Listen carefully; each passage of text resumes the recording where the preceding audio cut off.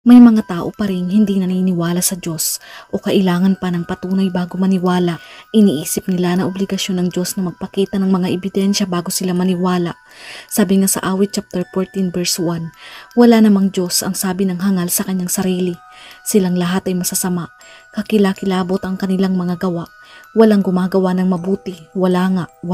Ang Diyos ang pinaka-importanteng bagay sa buhay. Walang buhay kung walang Diyos. Ang Diyos ang pinagmumula ng lahat, ng buhay, ng iyong bawat hininga, ng iyong lakas. Ang Diyos ay parang oxygen. Hindi natin nakikita, ngunit kailangan natin para mabuhay.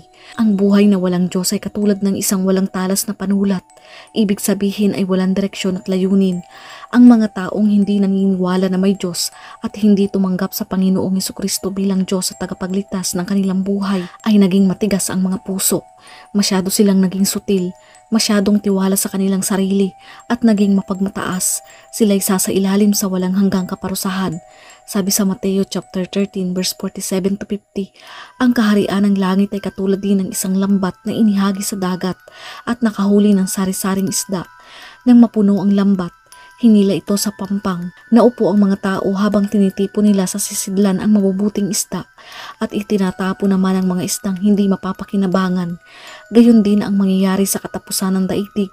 Darating ang mga anghel, ihihiwalay ang masasama sa mga matutuwid at ihahagis ang masasama sa naglalagablab na apoy. Dooy mananangis sila at mangangalit ang kanilang mga ngipin. Dapat nating piliin ang landas ng Diyos para sa buhay na walang hanggan at hindi dapat lapastanganin ng banal na espiritu at tanggihan ang katotohanan dahil ito ang kaparusahang walang kapatawaran. Sa Marcos chapter 3 verse 29, ngunit ang sinumang lumapastangan sa Espiritu Santo ay walang kapatawaran sapagkat ito ay walang hanggang kasalanan. Ang pagsumpa sa Diyos o sinasadyang pag-alipusta sa Diyos ay kasalanang hindi mapapatawad.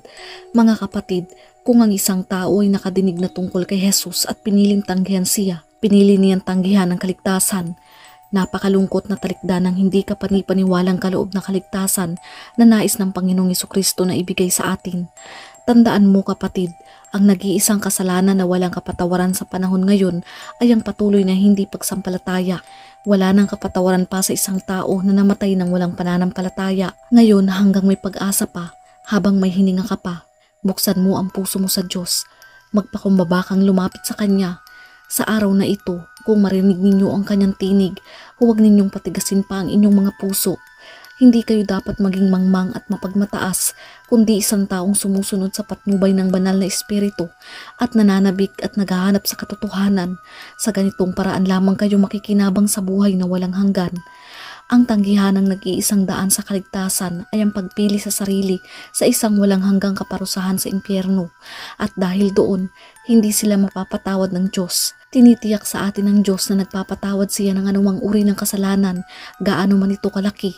At kung lalapit tayo sa Kanya ng may pagsisisi, hindi niya tatanggihan o bibiguing patawarin ang lahat ng lalapit sa Kanya. Kaya't kung nagdurusa ka dahil sa iyong nadaramang mabigat na kasalanan ngayon, naghihintay ang Diyos at bukas ang Kanyang mga palad sa pag-ibig at kahabagan para sa iyo. Ngayon tayong mga nakakilala sa Panginoon ay binibigyan ng mahalagang gawain ng pagtuturo ng Ebanghelyo.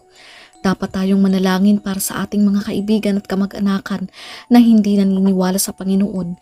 Ipalaganap natin ang mabuting balita, magpatotoo sa kanila ng may kagalakan at pagmamahal at makapagbigay sa kanila ng dahilan ng ating pag-asa sa buhay na walang hanggan. Muli po sana ay meron kayong natutunan. Patuloy nating ipalaganap ang mabuting salita ng Diyos. Ingat and God bless.